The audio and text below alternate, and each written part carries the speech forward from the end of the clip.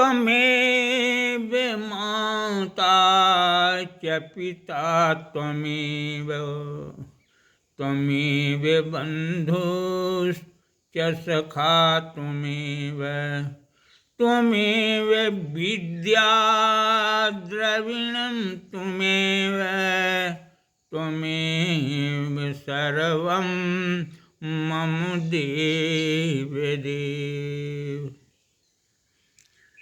प्रिय भक्तों, तुम अपने मुख से राम जितनी बार निकालते हो उस राम शब्द का अर्थ अलग अलग होता है।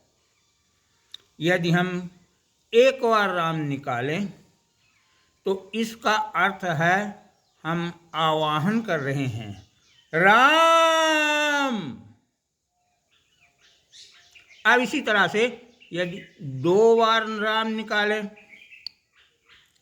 राम राम, इसका अर्थ है कि हम अभिवादन कर रहे हैं। जैसे राम सखा भाई राम राम, है ना? क्या कहोगे? राम राम भाई राम राम। तो ये अभिवादन हो गया, 2 बार मुख से निकला। यदि राम 3 बार मुख से निकले राम राम राम, तो इसका अर्थ ये है कि हम किसी आपत्ति को सुनकर दुखी होते हैं, द्रवित होते हैं, तो कहते हैं राम राम राम, बड़ा नागा हुआ।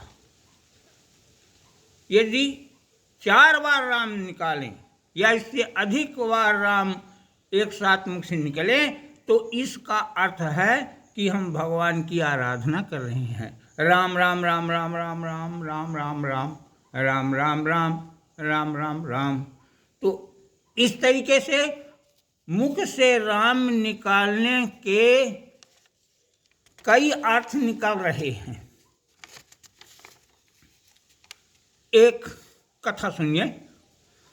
राम राम कहते एक महात्मा जी बैठे थे। एक सेवक वहां से निकला, मजदूरी करके पेट पालता था। उसे महात्मा जी रोक लिए सत्य उपदेश देने के लिए।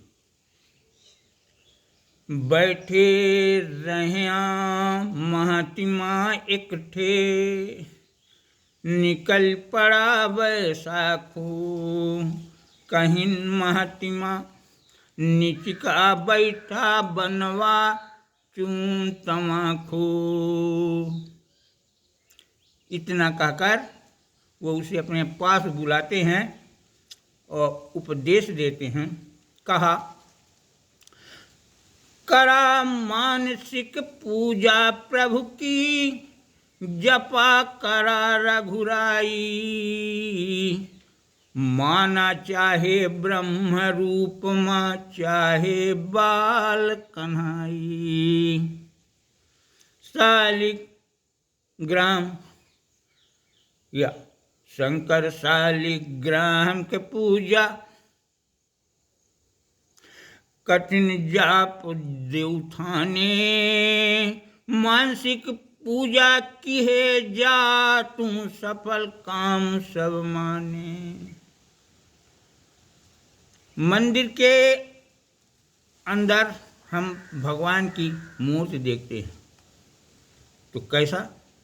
मंदिर के अंदर जिन्हें तुमने देखा, उन्हें मन के अंदर बिठा करके देखो, उन्हें मन के अंदर बिठा करके देखो। महाराज बताई ताओ, ये मानसिक पूजा का आए? अरे भैया, जब सवेरे तुम मुखारी करते हो तब भगवान को भी मुखारी करा दो। मन में सोचो कि पानी रख दिए हैं, मुखारी रख दिए हैं, पटा एक है, उसमें भगवान को बुलाओ, बैठाओ। बैठ गए, मुखारी करा दो। मुखारी कराने के बाद स्नान करा दो। स्नान के लिए स्नान कर रहे हैं, स्नान हुआ भगवान का, मने में तुम्हें स्नान कराना है भला। स्नान कर गए, कपड़े पहनाओ। कपड़े पहनाने के बाद चंदन लगाओ, फूल चढ़ाओ। फूल चढ़ाने के बाद कहो कि भगवान अब आराम करना, मैं अपने काम में जा रहा हूँ। इसी तरह से जब दोपहर हो तो उन्हें भोजन करा देना। फिर जब शाम हो तब उन्हें भोजन करा देना और विश्राम के लिए कह दो कि जाओ भगवान विश्राम करो। यही तो मानसिक पूजा है, समझे? तो इसी में थोड़ा समय लगाना है तुम्हें।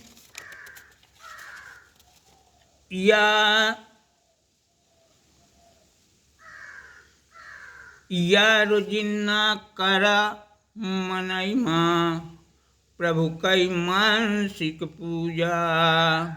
करही कृपा राम एतने निमा, गहरा नहीं दूजा। समझ गए? मानसिक पूजा। गुरुओं की गुरुवारी करने वाला भगवान के लिए भी इतना काम करने लगा। करई लाग वो सुबह दोपहर शाम राम कई सेवा। मनहिन मान नहबाई खवाबई, जौन कहिन गुरुदेवा। ये उसका नित्य प्रति का कार्य हो गया। एक दिन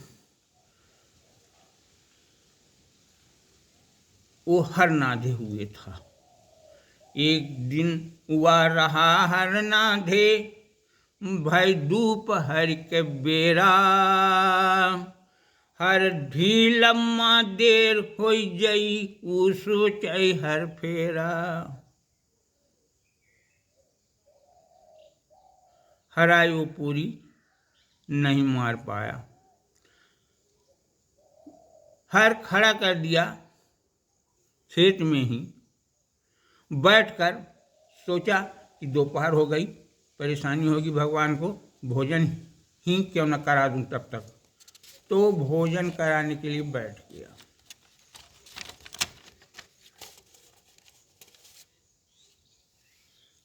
कई दिन ही सिहर खड़ा खेत में, बैठ ग बीच हराई। भोजन राम लला का अपने हम पहले करवाई। धरिस मनई माँ पीढ़ा पानी, राम का फेर बलावई। टाटी परसी हवई राम जी, रुचि रुचि भोग लगावई। भक्त देख रहा है, भगवान पीढ़ा में बैठे हैं, भोजन कर रहे हैं। भक्त के मन में आया, अरे दही तो नहीं परोसे। दही के से भरी दोहनी अपनी अंजुलियों में रखकर वो कटोरी में डालना चाहता है। उसी समय किसान आ जाता है। बीच हराई में बैल खड़े हैं, वह बैठा दोनों हाथ आगे किए क्या कर रहा है। उसको चार बातें सुनाते हुए किसान ने डंडा मारा और वो डंडा उसके हाथ में जाकर लगा। कुछ फूटने की आवाज आई, दही चारों ओर बिखर गया। यह दृश्य देखकर किसान आश्चर्यचकित हो गया। पूछा हरवाह से, यह दही कहाँ से गिरा? वह बताया, मैं दोहनी भर दही लेकर परोस रहा था, भगवान को भोग लगा रहा था, लेकिन यह तो मन की बात पर आपने डंडा मारी और डंडा मारते समय यह बर्तन फूटा और दही बिखर गया। अब इस रहस्य को देखकर दोनों चकित हो जाते हैं और वो भक्त कहता है कि अब ये अपने हर बैल ले और ले जाओ, मैं अब यहाँ इस जीवन में अपना समय नहीं व्यतीत करूँगा, अब मैं चला भगवान की पूजा में। जय श्री राम, जय श्री राम।